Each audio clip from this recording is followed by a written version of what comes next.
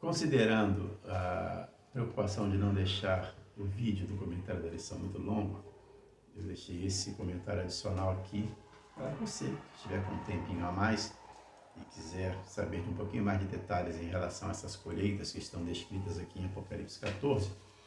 Então, pela graça de Deus, vamos preparar agora, deixar para você esse comentário também, tá bom? Um comentário adicional. É porque aqui Apocalipse 14, nessa passagem, apresentam duas colheitas, como já foi visto na lição.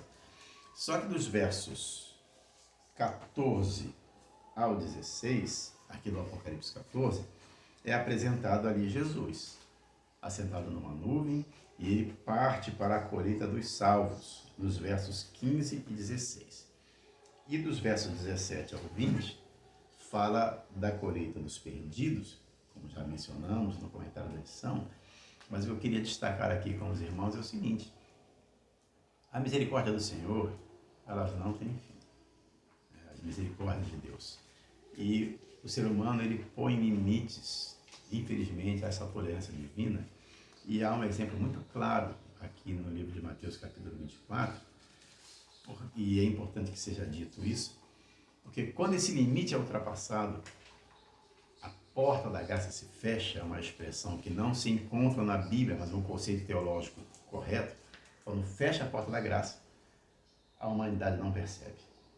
Ela só vai se dar conta no momento da destruição. Foi assim em Sodoma e Gomorra, foi assim nos dias de Noé. E eu quero ler aqui com vocês, capítulo 24, percebam como isso acontece e a humanidade não percebe.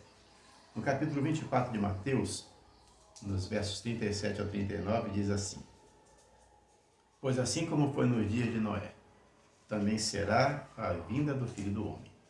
Porquanto assim como nos dias anteriores ao dilúvio, comiam e bebiam, casavam e davam-se em casamento, até ao dia em que Noé entrou na arca, e não perceberam, senão quando veio o dilúvio e os levou a todos, assim será também a vinda do Filho do Homem. O que me chama a atenção aqui nesse texto é a expressão que Jesus usa, até o dia em que Noé entrou na arca e não o perceberam, senão quando veio o dilúvio. Ora, como assim não perceberam? Noé pregou durante 120 anos.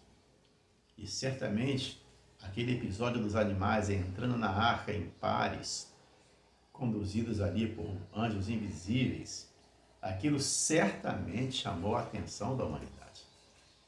O povo daqueles dias, eles ficaram surpresos com aquele evento inusitado, nunca acontecido. E certamente houve um temor por parte de muitos, porque, repito, não havia como explicar aquilo. Há uma citação do escritor Charles Everson, que ele, de uma maneira assim, muito interessante, ele descreve que, naquele momento, algum sábio da época, e tinha muitas pessoas sábias naqueles dias, eles tentando encontrar uma explicação razoável para que aqueles animais entrassem na arca daquele jeito e para confortar e acalmar o coração daqueles que estavam com medo. E ele escreveu uma suposta explicação, é muito interessante, que diz assim: o que causou a ida dos animais para a arca?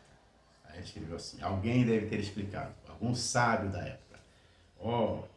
Este é um fenômeno facilmente explicável.